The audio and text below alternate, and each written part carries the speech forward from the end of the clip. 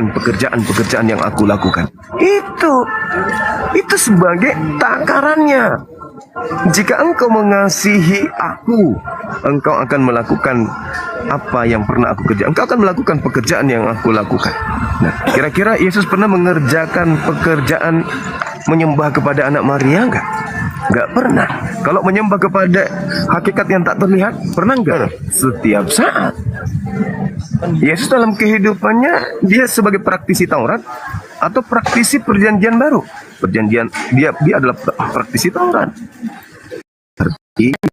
Sebagai orang yang kasih kepada Yesus, kepada sesama manusia, harus kemudian mempraktekkan apa yang Yesus kerjakan ketika Yesus itu kemudian datang sebagai penginjil di tengah-tengah Bani Israel. Nah, sekarang takarannya adalah, apakah yang dilakukan oleh orang-orang Kristen itu sejalan yang dilakukan oleh Yesus? Kan tidak, bertentangan. Lalu kasihnya di mana? Kasihnya di mana? Jika engkau mengasihi aku, maka engkau juga akan melakukan pekerjaan. Nah, kalau misalnya kita mengajarkan orang lain melakukan pekerjaan yang Yesus juga kerjakan, itu baru kita dikatakan mengasihi manusia.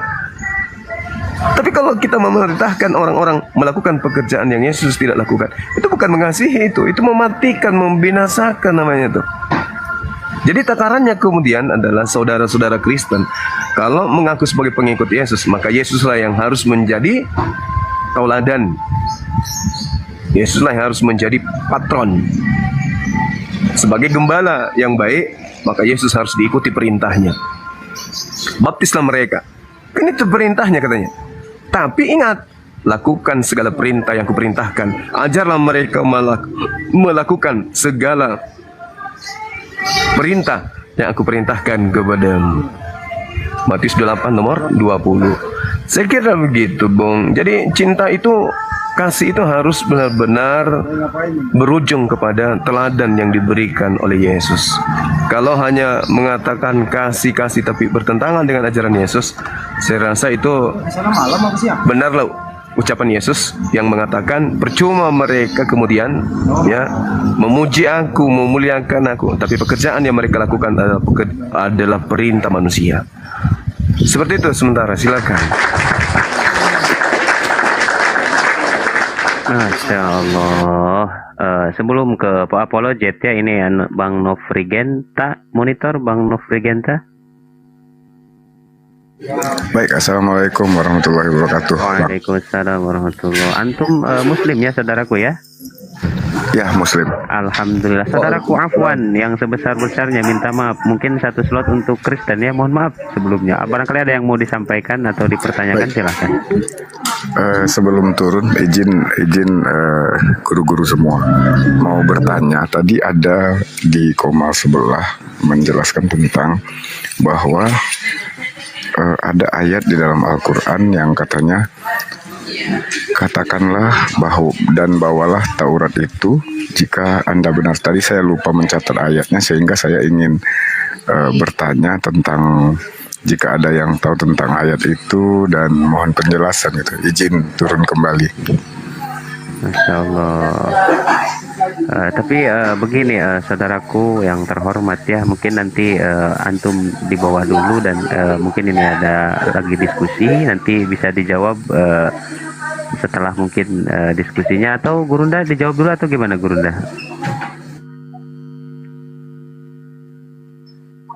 Bang Zuma? Iya, jadi nanti dulu ya saudaraku ya, insya Allah nanti dijawab biar tidak kepotong ini diskusinya. Silakan Pak Apologet. Pak Apologet. Opung, naik Opung. Silakan Pak Apologet.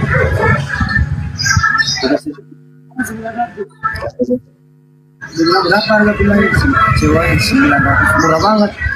Yang murah buat lu. Orang dari mana? Happy Hasan yang di Kanada. Gue Happy. Wah, Apologet.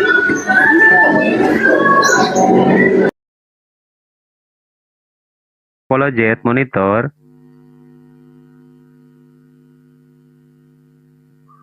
Wah, Gurunda lagi jelasin ya tadi, bener memang. Oten-oten ini kadang-kadang mungkin telinganya tadi ditutup kayaknya, jadi nggak kedengeran apa-apa. Kang Al, assalamualaikum Kang Al. Waalaikumsalam warahmatullahi wabarakatuh. Mama Bu. Masya Allah, oh iya. Nah, ada guru Zending nih, sama fotonya kayak Apologet Genius. Guru Zending. Iya, ini guru Zending.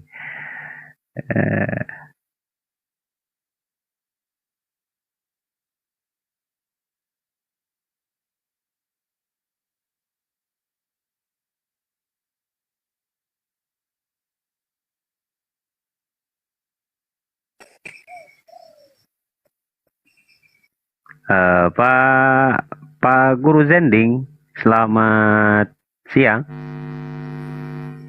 Ya, selamat pagi. Selamat pagi. Di sini masih pagi Bang Abu Yastro. Oh iya, iya ya. Ini tentang ajaran kasih ya. Cuman tadi Gurunda sudah menjelaskan. Barangkali Anda menyimak di bawah atau Anda baru masuk? Saya baru masuk. Oh iya. Cuman Pak Apologet dari tadi di mute terus. Pak Apologet, monitor. Mohon maaf kalau Anda tidak monitor, saya hitung sampai 3. Mohon maaf, Anda di bawah dulu ya. 1, 2, 3. Terima kasih Pak Apologet ya. Kacau ini Pak Apologet, ketiduran atau gimana ini? Kasihkan dengar. Itu dia.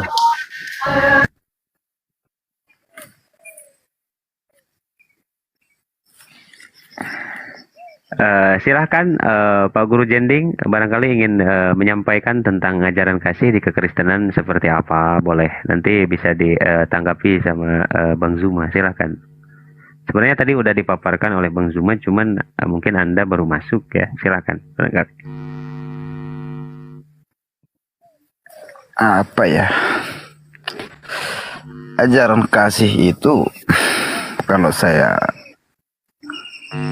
lihat dari esensial kitab, ya tidak menuntut pamrih atau berbuat kasih itu tidak harus karena mendapatkan surga dan menghindari neraka. Ya memang pure karena memang sifat dasar manusia itu memang harus kasih dan welas asih.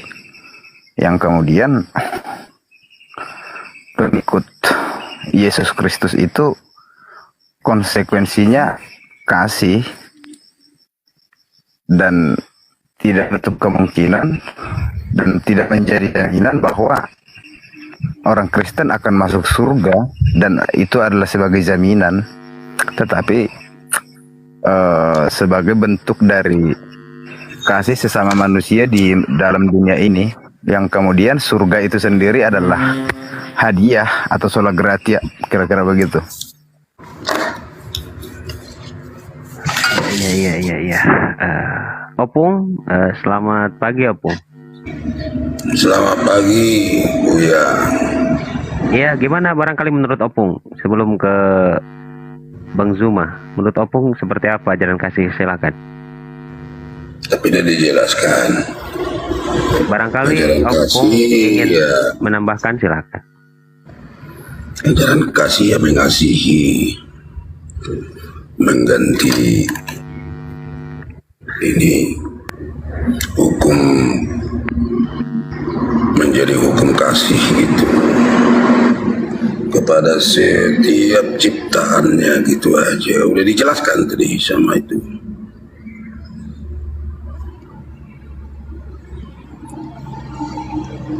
Gak ada lagi menganggap sebagai musuh, kan semua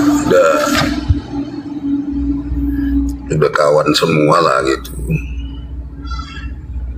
Yang mengasihi setiap ciptaan Tuhan itu,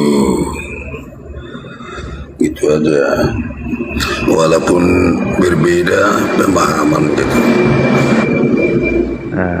Begini mungkin saudara ya, teman-teman Kristen, Opung dan Pak Guru Zending, dan saya ada kabar dari seseorang, Opung ini sudah tidak meyakini Yesus Tuhan, benar gak? Siapa bilang? siapa ya yang bilang, lupa lagi. Pokoknya ada kabar kan, Opung selalu standby di room saya tuh. Katanya sekarang keyakinan Opung itu lebih ke Allah Bapa gitu. Benar? Oh, Dari mana kita mengenal Allah Bapa kalau bukan dari ajaran Yesus? nah ini enak karena ini sebenarnya tadi tema ini dari tadi ya yang musafir itu. Sekarang kita kembali ke ketuhanan saja biar enak ya Opung ya. Dari mana kita mengenalnya kalau bukan dari ajaran Yesus? Karena Yesus sendiri yang mengajarkan, dia yang memperkenalkan, dia yang datang dari sana. Nah itu temanya Pak Guru Zending, sepakat ya Opung ya. Nanti kita pecahkan sesuai dengan apa yang ada di Bible. Apakah Yesus itu Tuhan, apakah hamba Tuhan, atau utusan Tuhan, atau seperti apa? Makanya kalau mau diskusi itu lengkap dia. Yesus itu Yesus yang mana dulu, supaya nanti tidak ngawur pembahasannya. Makanya ketika dibilang Yesus bukan Tuhan, saya bilang ya Tuhan yang Yesus yang mana, kan begitu, supaya diskusinya pun satu arah dan tetap kepada satu poros gitu. Iya, Yesus kita yang mana ambil, dulu? iya kita ambil di Bible kan. Kalau di Islam bukan Yesus Pak Guru Zending, tapi Nabi Isa kalau di Quran. Ya. Di Alkitab oknum begitu Yesus, tapi Yesus yang mana mau kita bahas?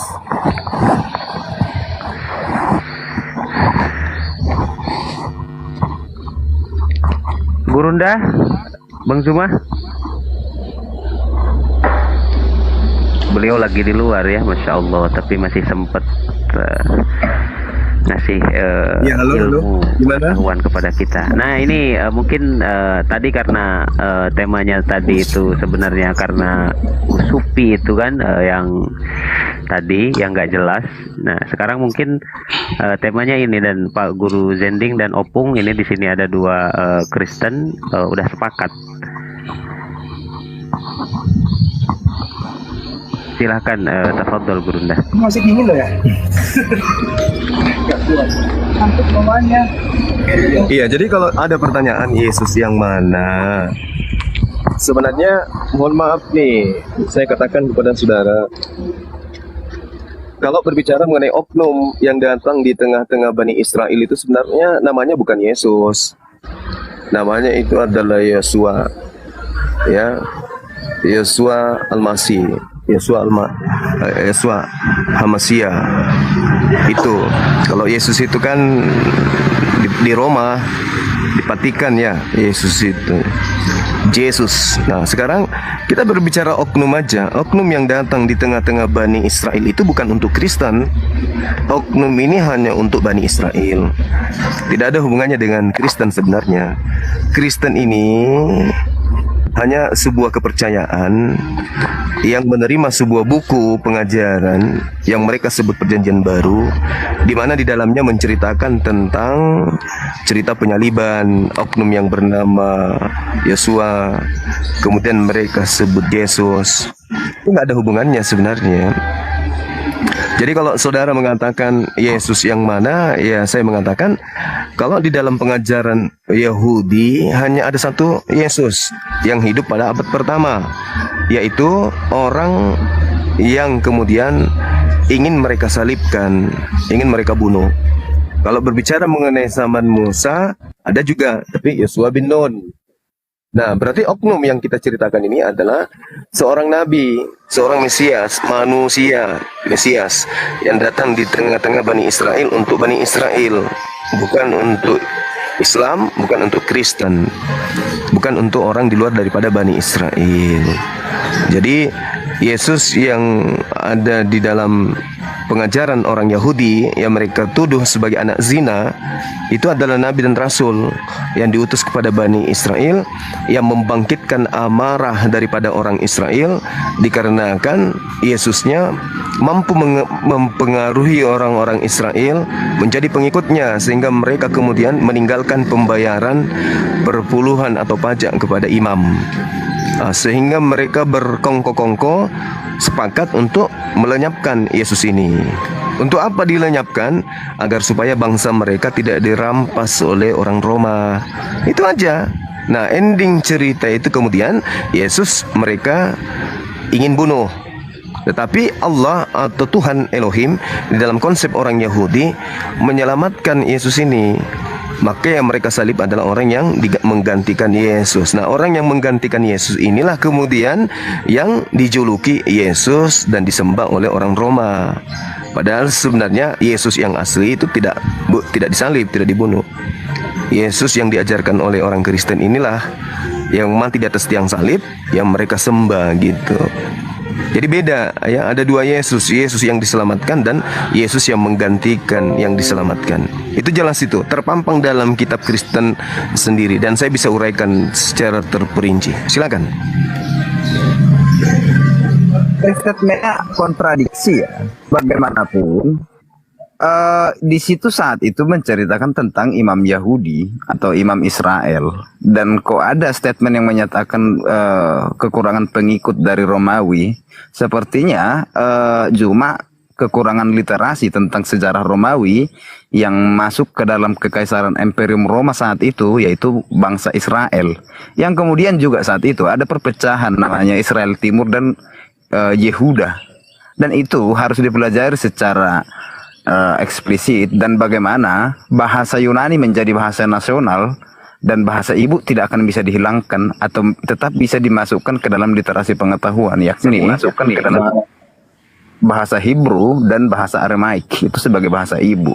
Dan yang kemudian Yesus Kristus kenapa menjadi Yesus Kristus dalam bahasa Yunani? Ya memang penulisan kitab Injil saat itu menggunakan bahasa Yunani sebagai ilmu pengetahuan pada saat itu, dan yang kemudian tidak ada hubungan perpuluhan kepada Romawi saat itu.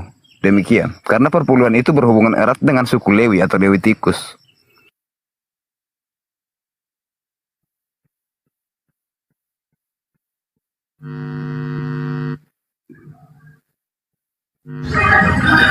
Jadi kita berbicara data aja.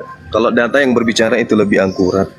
Kita lihat di dalam Yohanes 11 bagaimana kemudian orang ahli Taurat, orang Farisi, imam-imam kepala dan mahkamah agama berkumpul untuk untuk membunuh Yesus. Apa sebabnya kemudian mereka membunuh Yesus? Di situ tertulis tuh, disebabkan karena orang semakin ada Yesus. Orang menjadi pengikut Yesus itu semakin banyak, sehingga imam kepala dan mahkamah agama khawatir kalau semakin banyak yang ikut kepada Yesus, maka mereka tidak akan ada lagi upeti untuk Roma, untuk Kaisar Roma. Kalau itu terjadi, maka bangsa Roma akan datang merampas tempat suci mereka dan merampas bangsa mereka. Maka mereka sepakat kemudian lebih baik menghabisi Yesus, melenyapkan satu orang Yesus daripada bangsa mereka semuanya dirampas oleh orang Roma. Maka mulai hari itu mereka bersepakat. Mereka bersepakat untuk membunuh Yesus. Demi untuk apa? Demi untuk supaya mereka terbebas dari penindasan bangsa Romawi. Tak ada hubungannya dengan Kristen, nggak ada. Tak ada hubungannya. Coba Anda baca di situ. Yohanes 11 Anda baca mulai dari data 45 sampai nomor 53. Bahkan sampai nomor 55. Apa yang dikatakan kemudian di sini? Di situ. Mulai hari itu Yesus tidak mau lagi tampil di depan umum. Beliau kemudian bersembunyi, dan imam kepala dan mahkamah agama mengumumkan sayembara barang siapa yang menemukan Yesus agar segera melaporkan kepada imam kepala dan mahkamah agama. Tidak ada hubungannya dengan dosa waris, tak ada hubungannya dengan Kristen. Jadi Yesus kemudian diusahakan dibunuh karena pajak, bukan karena dosa waris, bukan karena keselamatan. Gak ada itu. Itu ajaran Kristen yang muncul belakangan yang mengajarkan itu. Tapi inti dari tuan rumah, Yesus itu harus mati, dan nubuatan yang dibuat oleh imam kepala pada saat itu, yaitu Kayafas, jelas menceritakan tentang bagaimana Yesus itu harus mati supaya bangsa mereka bebas dari penindasan dan penjajahan Roma. Jadi Yesus ini dibunuh bukan karena dosa, bukan untuk Kristen, nggak ada hubungannya. Mulai hari itu mereka bersepakat untuk membunuh Yesus. Nah, data kedua, coba Anda lihat dalam Matius 26 nomor 59. Mulai hari itu, imam-imam kepala bahkan mahkamah agama melakukan kesaksian palsu demi untuk membunuh Yesus. Nah, sekarang gubernur pada saat itu adalah Pilatus. Di dalam Matius 27 nomor 18, di situ jelas sekali tertulis bahwa mereka orang-orang Yahudi, imam kepala dan mahkamah agama menyerahkan Yesus karena dengki, karena iri, karena cemburu. Kenapa cemburu? Kenapa dengki? Karena semakin banyak orang yang terpengaruh menjadi pengikut Yesus, sehingga mereka tidak lagi membayar upeti kepada imam. Maka imam dan mahkamah agama sepakat Yesus ini harus dibunuh. Bahaya kalau tidak. Kalau tidak dibunuh, maka semua orang akan percaya kepada dia.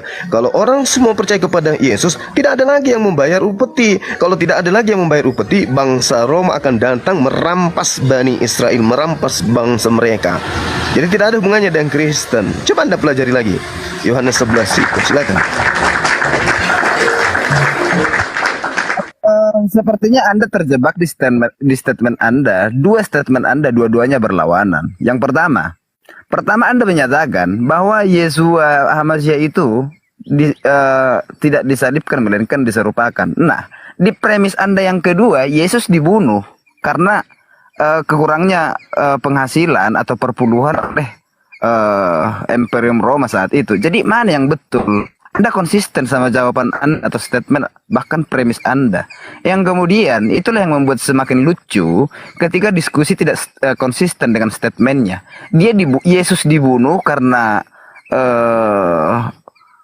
kedengkian dari orang-orang imam-imam agama saat itu, atau Yeshua HaMashiach itu sendiri tidak jadi dibunuh atau diserupakan. Mana yang betul?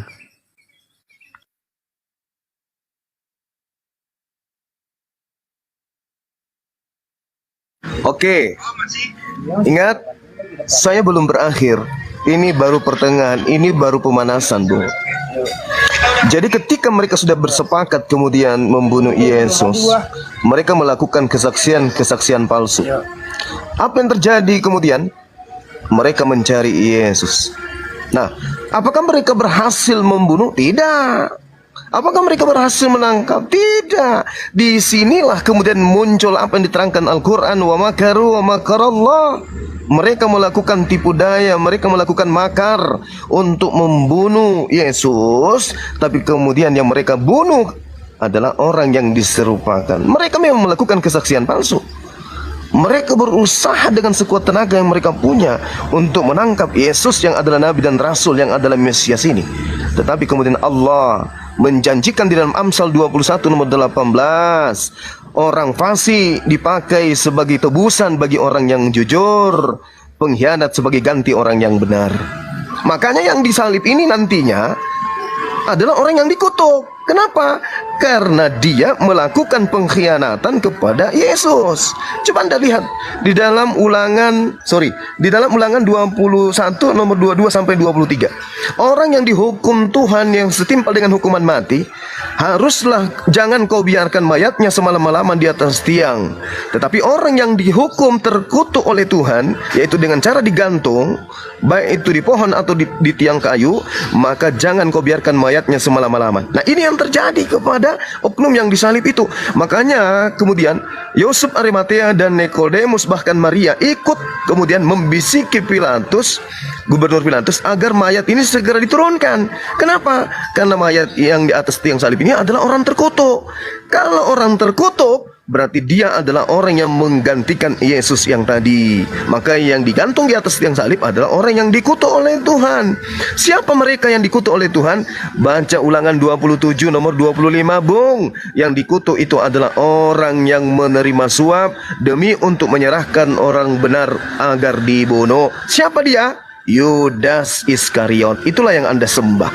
Jadi yang menggantikan Yesus ketika mereka melakukan makar, wa makaru, Allah kemudian menggantikan Yesusnya dengan Yesus KW. Itulah si Yudas, pemakan suap. Nah, makanya dikatakan dalam Galatia 3 nomor 3 ada tertulis, terkutuklah orang yang mati di atas tiang salib. Apakah Yesus ini makhluk terkutuk? Tidak. Yesus itu manusia mulia. Coba Anda lihat di dalam Yohanes 1 nomor 14. Ya, di dalam Yohanes 17. Ya, muliakanlah aku sebagaimana kemuliaan yang kau berikan kepadaku sebelum dunia ini ada. Jadi Yesus itu manusia mulia. Baca kisah para Rasul 4. Yesus itu adalah hamba yang suci. Dia bukanlah orang yang terkutuk. Yang mengatakan Yesus terkutuk demi dosa kita itu ajaran Kristen. Tapi tragedi penyaliban yang terkutuk itu oleh Tuhan adalah orang yang menerima suap. Jadi tidak ada hubungannya penyaliban dengan kekristenan.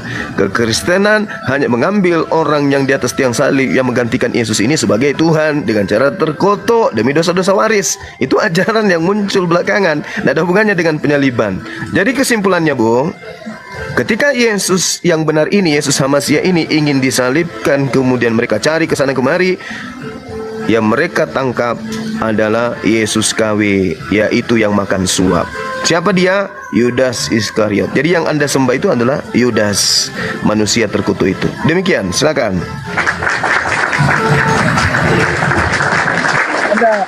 Ada sebuah kajian filosofi namanya logikal kategorial, logikal esensial. Nah, ketika kita membaca hanya dengan bermodalkan nalar membaca, yang muncul itu pemaknaan praktis. Apalagi kalau tidak selesai dibaca, yang muncul itu apa? Kesimpulan atau bahkan asumsi.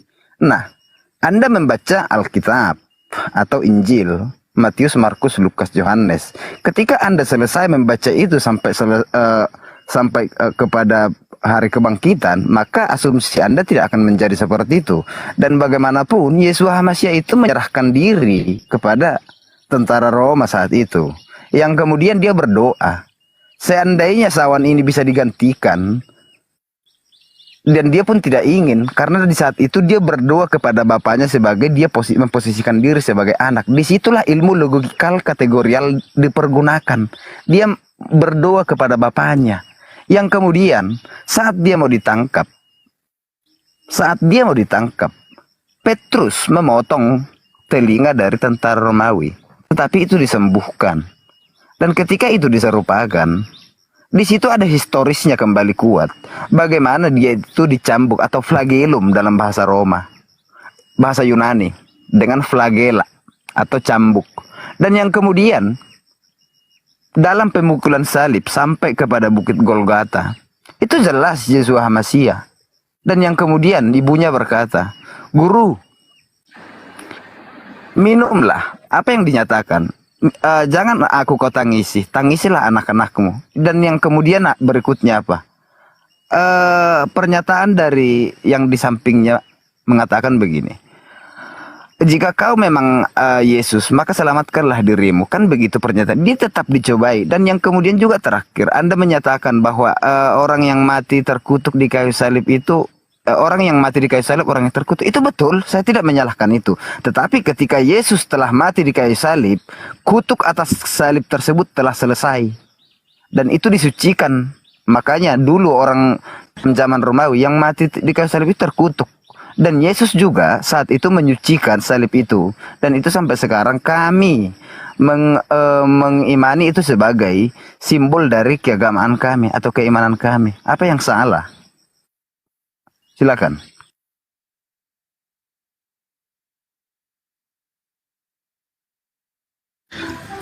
Baik, Bung. Yesus berdoa loh. Ya Bapak, apabila bisa cawan ini biarlah berlalu. Tapi bukan atas kehendakku yang terjadi, akan tetapi atas kehendakmu. Sekarang apa kehendak Bapak? Jangan kau membunuh orang yang tidak bersalah. Itu kehendak Bapak. Tertulis di mana? Keluaran 23 nomor 7. Jangan kau membunuh orang yang tidak bersalah, sebab aku Tuhan tidak akan membenarkan orang yang bersalah. Enak kali orang Kristen ini, ya, pelaku-pelaku dosa, orang-orang Roma, orang-orang Yunani, korupsi, koruptor, pembunuh, perampok, pemerkosa, pemburit dan seterusnya dibenarkan. Demi untuk dia dibenarkan, orang benar dibunuh di atas tiang salib gitu. Wah, celaka lah kau. Tolonglah pakai logika sehat. Tragedi penyaliban itu nggak ada hubungannya dengan Roma, Vatikan, Kristen, nggak ada hubungannya. Sekali lagi saya katakan, tetapi atas kehendak mulai yang terjadi. Apa kehendak Bapak? Jangan kau membunuh Yesus. Itu kehendak Bapak. Amsal 6 nomor 16. 6 kekejian yang dibenci oleh Tuhan. Bahkan 7 kekejian di dalam hatinya. Salah satunya adalah orang yang menumpahkan darah orang yang tidak bersalah. Yesus ini bersalah enggak? Tunjukkan apa kesalahan Yesus. Satu aja. Kesalahan Yesus apa?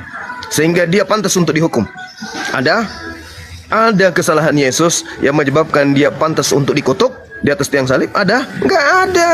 Sementara penyaliban atau penggantungan orang di atas tiang salib atau di pohon itu berlaku di tengah-tengah Yahudi apabila orang tersebut dikutuk oleh Tuhan.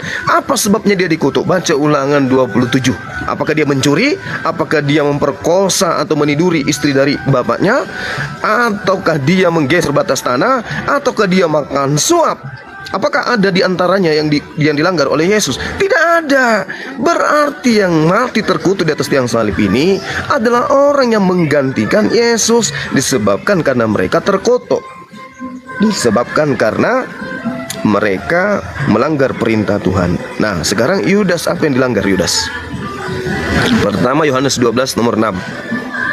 Yudas apa yang dilanggar?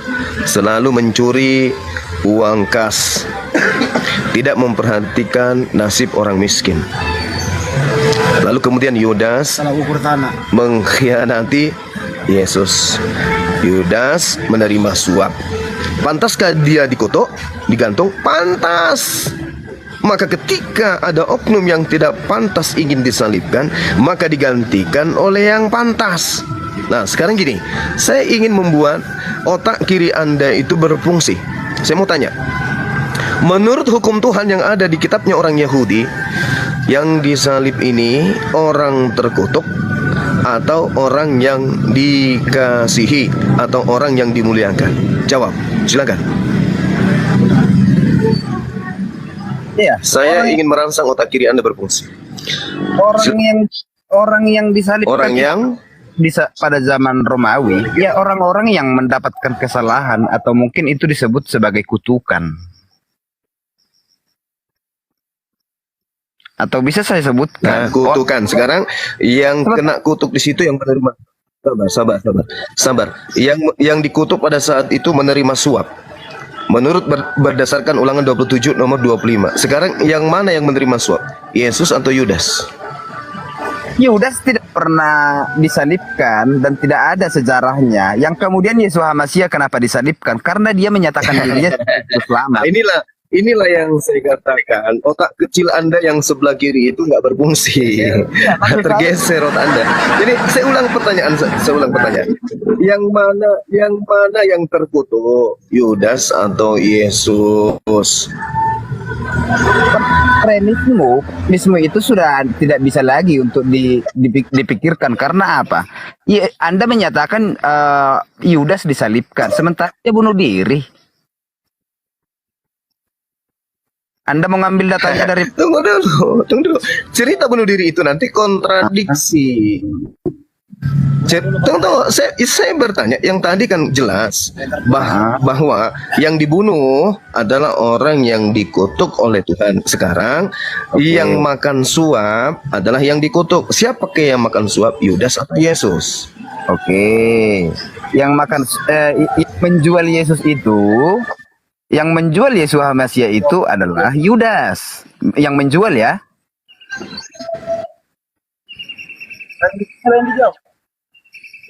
Yang menerima suap siapa? Yang menjual Yesus HaMasyiah itu. Bingung. Lagi ditanya. Otak kiri Anda masih bernanah, Bung. Masih butuh vitamin, suplai vitamin. Saya ulang pertanyaannya. Yang menerima suap Yesus atau Yudas? Yang menjual Yudas itu adalah yang menjual Yesus itu adalah, yang menjual Yesus adalah Yudas. Kan jelas kan, clear. Berarti yang menerima suap siapa? Kalau udah dijual apa hubungannya dengan suap?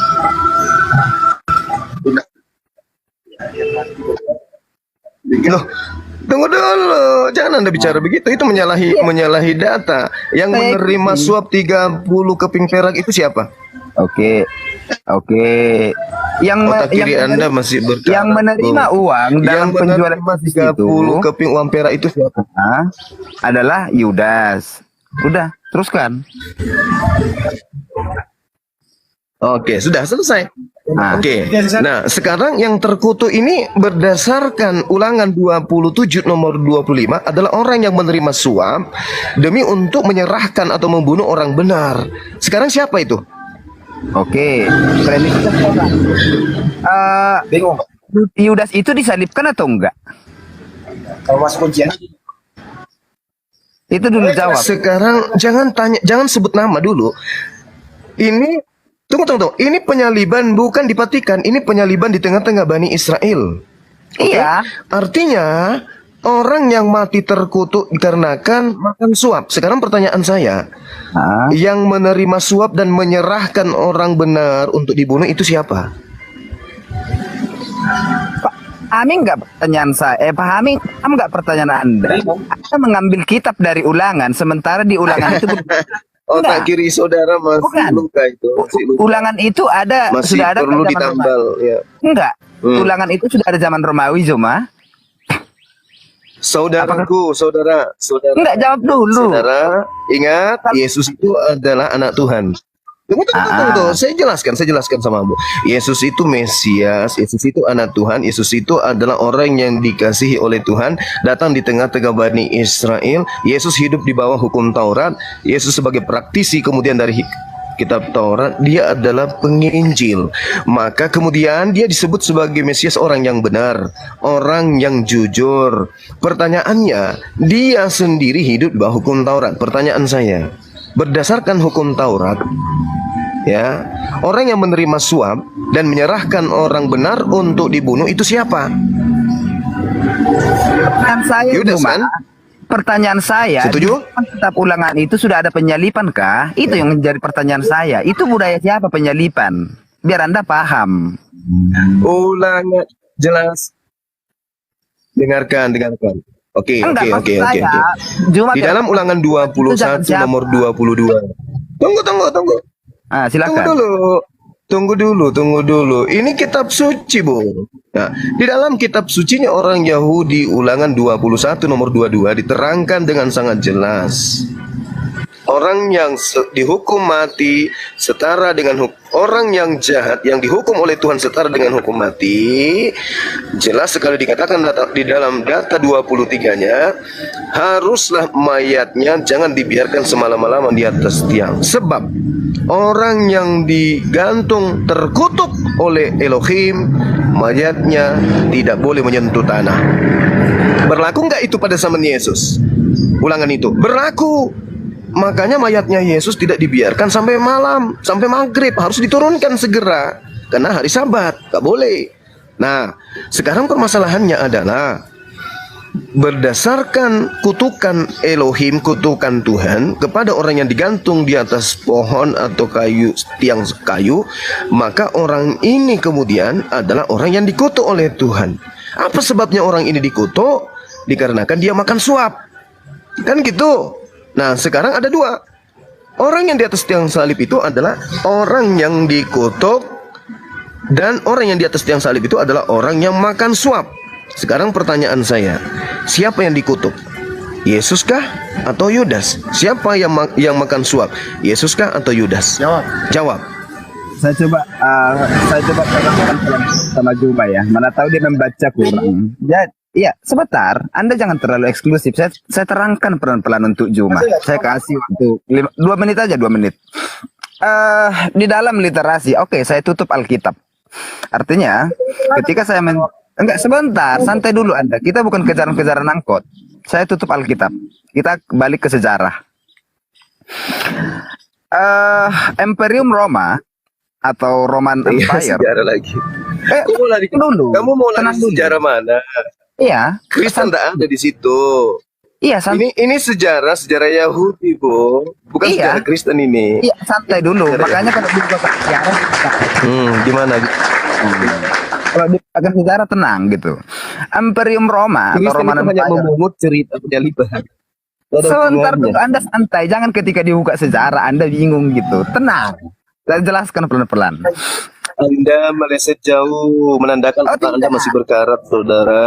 Yang saya tanya yang di atas salib itu, orang yang terkutuk dan orang yang makan suap. Pertanyaan saya Iya, saya biar- sederhana. Siapa yang terkutuk? Siapa yang makan suap? Yesus atau Yudas? Itu kok pertanyaan saya. Ngapain Iya, biar bicara saya sejarah? Bukan Ngapain? biar saya terangkan. Sementara itu adalah sejarah internal Yahudi, bukan internal Vatikan. Nggak butuh penerangan dari orang-orang yang nggak paham. Saya tanya, yang di atas tiang salib ini orang terkutuk, orang makan suap, itu Yudas atau Yesus? Itu aja kok. Oke, makanya repot. cuma mute dulu. biar Langsung saya ke endingnya aja. Iya, biar saya terangkan. Saya tutup dulu kitab Anda. Ada nggak ilmu pengetahuan Saya lain nggak yang butuh memvalidasi? keterangan. Saya lebih paham Bible. Kok Anda Saya lupa? lebih paham Bible daripada Anda, ngerti? Oke. Oh iya, begitulah salah satu Saya pakar enggak, begitulah Bible, salah Bung. satu cara saya Betul. memancing Pakar emosi Anda ketika saya membukakan sejarah. Yang kemudian ketika Anda menyatakan Anda lebih paham. Siapa Enggak, yang tenang dulu. emosi? Siapa yang Bukan. emosi? Ketika Anda menyatakan Anda lebih paham. Saya tanya sama saudara, saya ulang lagi tenang untuk dulu, yang tenang dulu, keempat kalinya saya jawab. saya tanya. Saya sudah menjelaskan Anda dari kitab Ulangan, dari kitab Amsal. Saya sudah jelasin kepada saudara, yang dikutuk itu kita nggak perlu banyak cerita. Bukan ayam, bukan sapi, bukan tedong, bukan Pak Bom yang disalib. Yang disalib adalah orang yang terkutuk, orang yang makan suap. Endingnya kemudian, siapa yang terkutuk dan siapa yang makan suap? Yesus atau Yudas? Nggak usah kemana-mana ente. Ini otak Anda saya ingin bersihkan, ya, dari karat. Ayo jawab. Cuma tenang dulu ya biar saya jelaskan pelan-pelan. Udah lah, berak aja udah, nggak bisa dia. Loh. Ya, nggak perlu penjelasan loh, kok sudah sampai, kita sudah sampai di endingnya loh. Iya, Apa yang Anda ingin kalau saya jelaskan? jelaskan- Poinnya sudah sangat jelas. Yang di atas Nanti tiang kalau salib saya ini jelaskan adalah orang menurut terkutuk, kitab yang di saya, atas tiang salib ini adalah orang yang makan suap. Pertanyaannya, Iya, nanti siapa yang makan suap, siapa yang terkutuk? Yesus Makanya atau juga Yudas? kalau Anda meminta penjelasan dulu, biar saya terangkan. Oke, saya tutup Alkitab supaya Saya nanti itu tidak kan butuh berdasarkan penjelasan. kitabmu. Iya, itu kan Saya berdasarkan tidak kitab. butuh keterangan, saya butuh jawaban. Yang disalib itu adalah orang yang terkutuk dan orang yang menerima suap. Pertanyaan saya, siapa yang terkutuk dan makan suap? Yesus atau Yudas? Tinggal sebut aja. Kenapa berat? Kenapa Anda berat menyebut salah satu di antara dua oknum ini? Kenapa 7 kali? Kenapa? Saya sudah jawab, yang disalibkan itu Yesus Kenapa? Hamasiah. Oke, mana datanya kan Anda bilang, saya tutup kitab Anda, saya bawa Anda ke Dari sejarah mana? dulu. Coba tunjukkan di mana dalilnya. Oke, sudah? Sekarang tolong tunjukkan kepada saya dalilnya. Yesus itu di mana terkutuk? Jelaskan saya. Oke, Apa makanya Anda sebabnya diam Yesus dulu. Masa terkutuk? saya berbicara Tunjukkan Anda dalilnya di potong? mana? Enggak, Anda sudah terjebak. Makanya kalau saya berbicara jangan Di dipotong dulu. mana Yesus menerima suap? Tunjukkan di dalam. Makanya Dasar murid bombong. Yang saya tanya samamu, dengarkan. Otak Anda berkarat sebelah kiri utamanya. Saya lihat ada garpu di otak Anda itu lengket sebelah kiri tuh. Garpu dengan skupang. Sekarang saya sudah memberikan data kepada saudara yang digantung di atas tiang salib atau palang kayu adalah orang yang terkutuk dan orang yang menerima suap. Itu sudah sampai di endingnya loh. Udah sampai ke ending. Anda harus berterima kasih loh. Sekarang permasalahannya adalah siapa yang terkutuk di antara dua oknum ini? Yudas atau Yesus? Itu jangan Anda kemana-mana. Coba saya terangkan. Coba saya jelaskan. Saya tidak butuh penjelasan kepada orang-orang buta. Paham Anda? Saya hanya bertanya siapa yang terkutuk? Siapa yang terkutuk dan siapa yang menerima suap di antara dua oknum ini? Yesus atau Yudas? Tinggal Anda sebutkan apakah Yesus atau Pak Bom. Gitu. Ngapain Anda jelasin? Nggak butuh penjelasan dari Kristen. Nggak butuh. Kristen hanya butuh penjelasan dari Bang Zuma. Itu dari itu. Nah, jawab. Yesus atau Yudas? sepertinya Bang Juma membutuhkan penjelasan dari orang yang bermakripat gitu ya. Aduh, malah khotbah Pak Guru.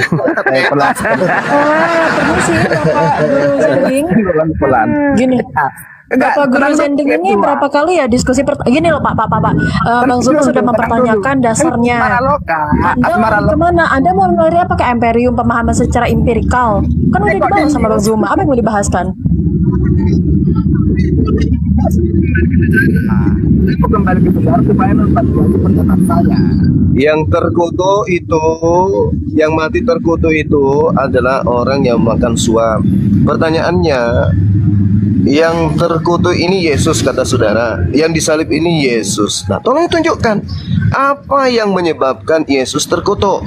Menerima suap, mencabuli tetangga, memakan harta anak yatim, atau nyolong singkong. Nah, apa sebabnya Yesus terkutuk? Karena yang disalib ini adalah orang terkutuk. Siapa dia yang terkutuk? Ayo, siapa yang terkutuk ini? Yesus kata Anda. Apa alasannya Yesus terkutuk? Ada dosanya? Ada kesalahannya? Ada alasannya gitu sampai dia harus dikutuk? Ada. Sudah bisa jawab? Nah, coba. Oke. Siapa yang terkutuk? Siapa yang terkutuk yang di atas tiang salib ini? Yesus atau Yudas? Oke. Yang mati di kayu salib adalah Yesus. Kenapa dia disalibkan? Itu pertanyaan Anda. Tenang dulu biar saya jawab. Kenapa dia disalibkan? Berarti dia terkutuk, berarti dia makan suap. Tolong buktikan. Nah, di mana Yesus makan suap? Mana dalilnya? Silakan. Izinkan saya berbicara dulu, Juma, supaya apa yang kau sampaikan itu tidak menjadi asumsi. Kita ini diskusi, bukan kejar-kejaran angkot. Oke. Pak Guru Zending, izin. Begini Saya ya, kalau ingin minta Anda menjawab. tunjukkan apa dan bagaimana sampai Yesus kemudian bisa dikutuk. Coba. Nah, Apakah langsung ke Yesus poinnya. makan suap? Apakah Yesus menggeser batas tanah? Apakah Yesus meniduri istri dari bapaknya? Apakah Yesus kemudian tidak memberikan nafkah orang miskin atau apa sehingga dia dikutuk? Jawab. Oke, tadi saya tuh ngambil jawaban Anda. Kenapa Yesus ingin dibunuh? Karena kedengkian dari imam-imam agama saat itu. Dengar dulu, santai. Itu tadi sudah ada. Itu sudah betul. Saya yang menjelaskan itu tadi. Itu Saya yang jawabannya. menjelaskan yang tadi itu. Di dalam Matius 27 nomor 18, mereka imam kepala mahkamah agama, orang Farisi dan orang Yahudi menyerahkan Yesus karena dengki. Yang ngajarin itu saya loh. Iya dah. Ngapain kau ulang lagi? Maka ketika kemudian Yesus orang benar ini ingin diserahkan kepada Pilatus untuk disalibkan karena dengki, maka kemudian Amsal 21 nomor 18, orang fasik, pengkhianat dipakai sebagai tebusan bagi orang yang jujur. Nah sekarang siapa orang fasik dan siapa pengkhianat? Yudas atau Yesus? Jawab. Saya bilang sama Anda, kenapa Yesus Muhammadnya itu Kenapa menangis? Dulu, kenapa Yesus atau ingin dihukum? Karena apa? Dia menyatakan dirinya sebagai Tadi juru saya selamat. bertanya kepada saudara, di atas tiang salib ini adalah orang terkutuk, orang penerima suap. Siapa yang terkutuk dan menerima suap? Yesus atau Yudas? Anda bisa jawab. Sekarang di dalam Amsal 21 nomor 18, yang menggantikan orang jujur dan orang benar adalah orang fasik dan pengkhianat. Saya tanya lagi, siapa fasik dan siapa pengkhianat? Yesus atau Yudas? Anda mau jawab apa lagi?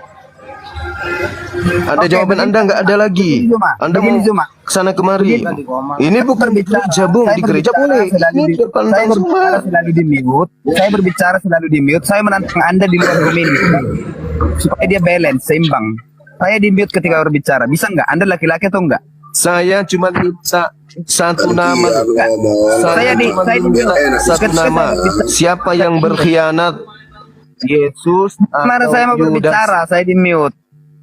Kita head to head aja, head to head. Di dalam Amsal 21 nomor 18, pengkhianat sebagai tebusan. Dengar. Pengkhianat sebagai tebusan orang yang benar. Hei, Bung, dengarkan saya, Bung. Saya mau berbicara di mute Dengarkan terus. saya, Bung. Pak Guru Di dalam Zending. Amsal 21 nomor 18, orang pengkhianat dipakai tebusan bagi orang yang benar. Pertanyaan saya, siapa yang pengkhianat? Yesus atau Yudas? Jawab.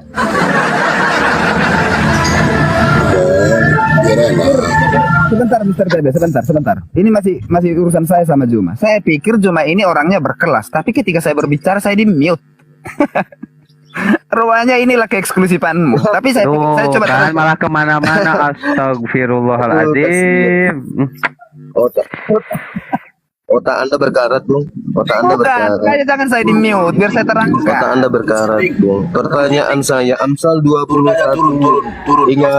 Ingat Amsal itu adalah kitab hikmah.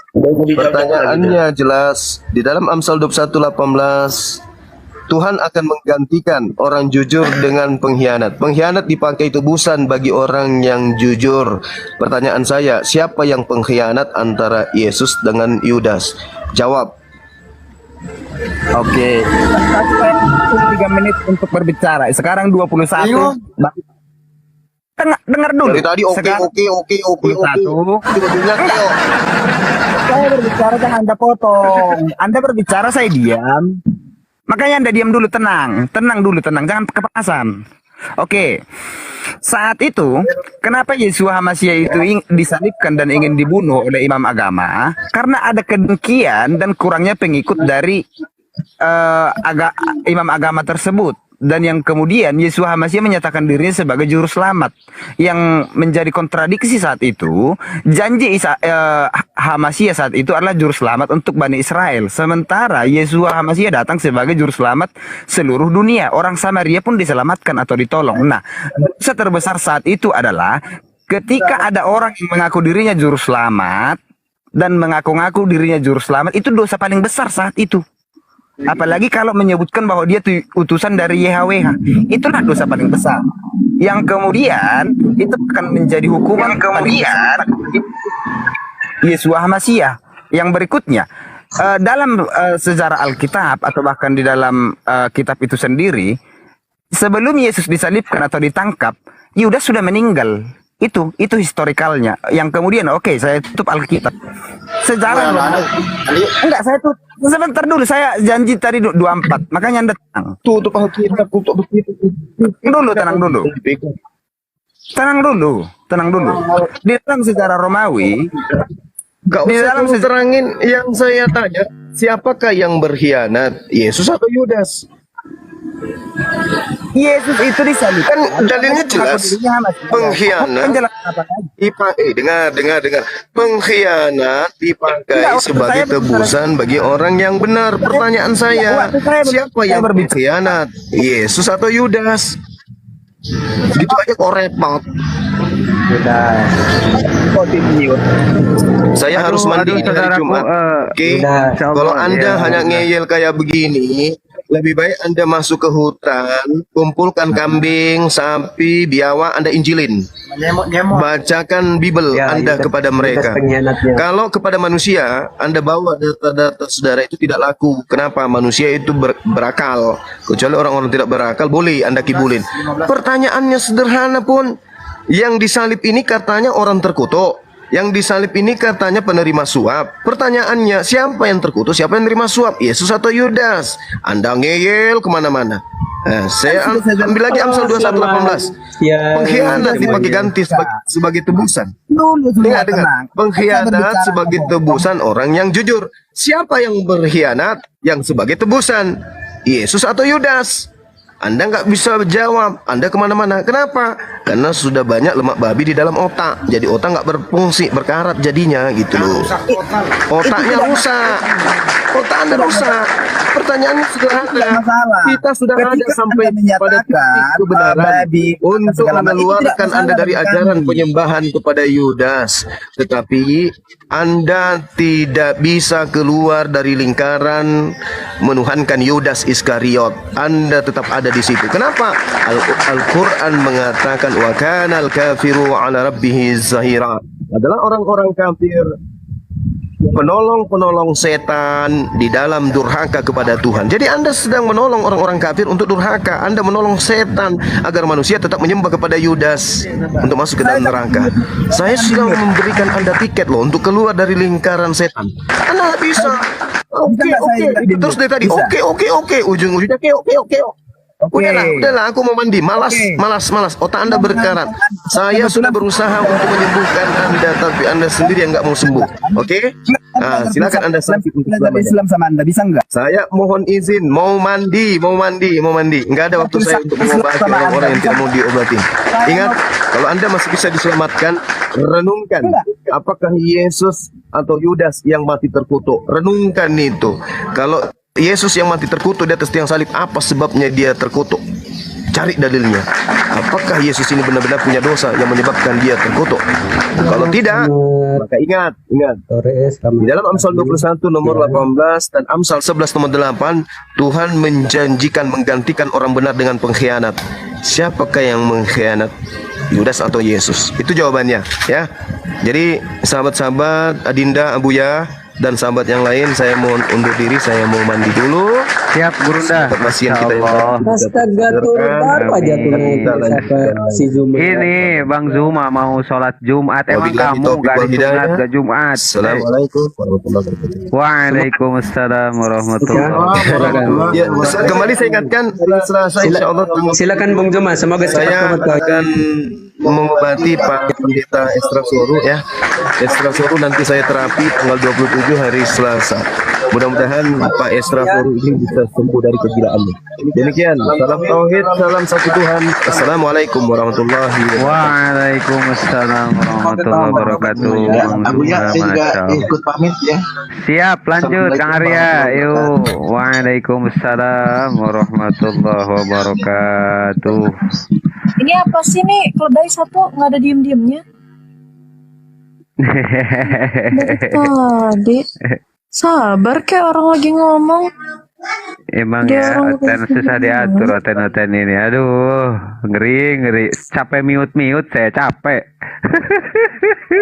Nggak, iya, karena mereka nggak punya capability yang baik, nggak bisa punya etika dialektika dengan baik, akhirnya kayak gitu. Selain nyerocos, ya udah bawa asumsi liar. Halo, Ketika ditanya diskusinya selamat. nyampe apa enggak Sapa gitu aku loh. dulu dong, dari tadi aku selamat pagi loh. Iya. Buta kau ini jam berapa pagi? Aku nyapa terus loh. Itu gimana ekabilitas etikamu itu gitu loh. Kalau kamu bicara itu. Ada yang Apa ini orang? Bentar, Bunda Rahma. Assalamualaikum warahmatullahi wabarakatuh, Bunda Rahma. Ada di bawah ada akun Apologet ini ya, Jawa Barat. Saudara, coba berikan permintaan naik. gini dah. Halo saudara-saudariku. Selamat siang bagi Anda yang sudah menjelang siang, dan selamat pagi bagi Anda yang masih pagi, dan selamat malam bagi Anda yang masih malam. Iya Pak, udah 8 kali Pak. Oke, baik. Saya hanya mau dengar ini asmara loka aja berbicara sebenarnya. What's wrong, Em? What's wrong him? Enggak, kenapa harus saya? Ada keperluan apa Anda dengan saya? Dari tadi Aku menyapamu gitu loh. santai dong, santai, jangan ngegas. Punya etika kan? Santai. Iya, loh, etikamu di mana ketika aku lagi memberi salam Anda gak terima gitu loh. Etika kamu di mana ketika kamu mengatakan bahwasanya kamu ingin mendengarkan saya berbicara tanpa ada landasan? Loh, terus etikamu di mana ketika saya memberi Anda salam tapi Anda ini nggak menyaut? Tujuan mengatakan bahwasanya kamu ingin mendengarkan saya berbicara tanpa ada landasan. Loh, terus etikamu di mana ketika saya memberi Anda salam tapi Anda ini nggak menyaut? Tujuan Tidak ada landasannya kamu berbicara kayak gitu loh. abilitas itu dipakai dong. Astaga. Dipakai lagi. Pusing lah aku ketemu cewek-cewek kayak gini nih. Apa? Kenapa kamu mau berdiskusi sama saya? Nah, aku hanya berharap kau cepat tobat dari dosa-dosamu gitu lah. Oh, tentu. Terima kasih. Assalamualaikum warahmatullahi wabarakatuh. Waalaikumsalam warahmatullahi wabarakatuh. Bang Erwin, selamat datang. Jadi kalau masih punya dosa banyak, usahakan perbanyak amal lah supaya dosamu itu bisa terhapuskan. Tentu, terima kasih. Saya terima nasihatnya. Ada lagi? Ini terus ya kamu sudah menikah? Assalamualaikum warahmatullahi wabarakatuh. Waalaikumsalam warahmatullahi wabarakatuh. Bang Sancan. Wah, ini lawan saya ini Mbak Aswara. Oh, gas Bang. Habisin dia Bang. Kau nggak usah lawan saya lah. Kenapa Bang Sancan? Aku takut sama kamu loh, serius. Ya udah. Ya, aku takut sama kamu karena kamu ini banyak sekali ilmunya, jadi aku takut sekali. Ya ya ya ya ya ya. Aku ini lebih takut dengan orang yang berilmu, bro. Tapi dengan orang yang gini Bang Sancan. Mau naik merayu atau mau diskusi nih? Loh, Ya, aku nggak jelaskan merayu. dulu. Siapa yang merayu di sini? Anda sendiri yang datang mau merayu. Saya mau merayu Bang Sancan dulu ini. Siapa yang saya rayu di sini? Enggak, saya mau merayu Bang Sancan. Gak usah kau rayu saya lah, saya ini cowok bukan cewek. Iya. Kamu rayu dalam hal apa? Kamu rayu saya. Sancan cuma berani sama perempuan. Aku berani sama semuanya, bro. Kalau aku ini, bro, ya, dengar, bro. Ini gimana ceritanya ini? Mau diskusi apa mau gimana ini ceritanya ini? Nah, tadi aku mau sedikit nyapa guru Anda itu loh. Tapi karena dia sudah pergi, ya udah gua mau have fun di sini sambil Anda berbicara banyak, silakan.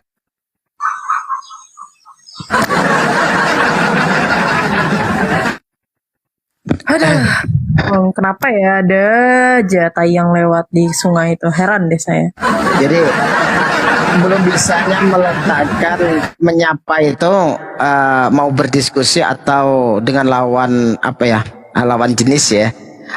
Diksinya itu kadang-kadang berkesan ini mau arah kemana kan kita sudah tahu gitu.